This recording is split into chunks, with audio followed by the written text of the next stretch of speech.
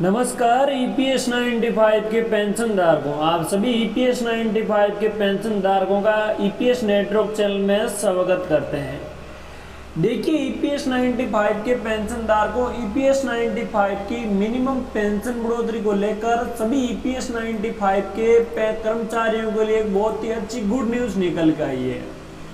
कि अब ईपीएस 95 के पेंशन धारकों की मासिक पेंशन जो 1000 रुपये दे रहे हैं, उन्हीं पेंशन को 7500 रुपये डी प्लस पेंशन में मेडिकल सुविधा कराने के लिए सरकार बहुत जोरों से लगी है।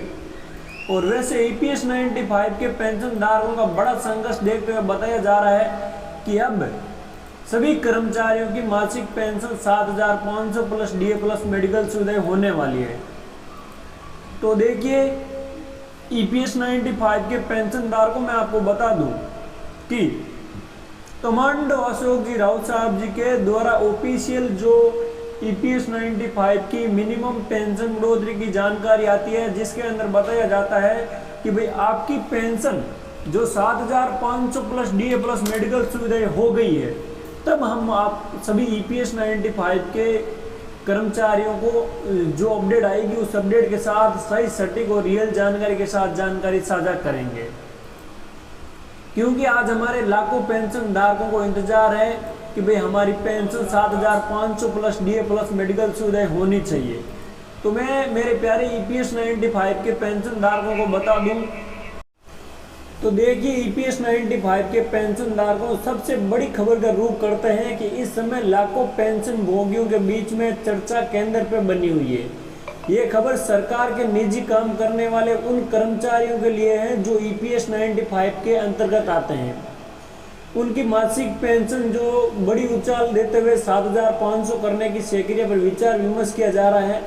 ये खबर आप एक बहुत बड़ा मील पत्थर साबित हो सकता है, क्योंकि मौजूद में जो पेंशन धारक को राशि कम मिल रही है 1000 रुपये,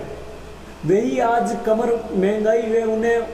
ऊंट की मुंह के जीरे के समान उनको पेंशन देते हैं। तो देखिए, ईपीएस 95 के पेंशन धारकों वर्तमान में इन पेंशन मात्रों को 1000 रुपये की न्यूनतम मासिक पेंशन मिलेगी,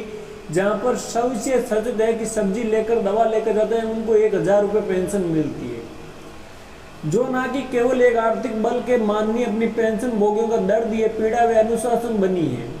क्योंकि लगातार मांगे जारी हैं कि भाई हमारी पेंशन कानों तक पहुंचनी चाहिए और पेंशन धारकों की पेंशन की आवाज़ पूरे देश भर में उठनी चाहिए।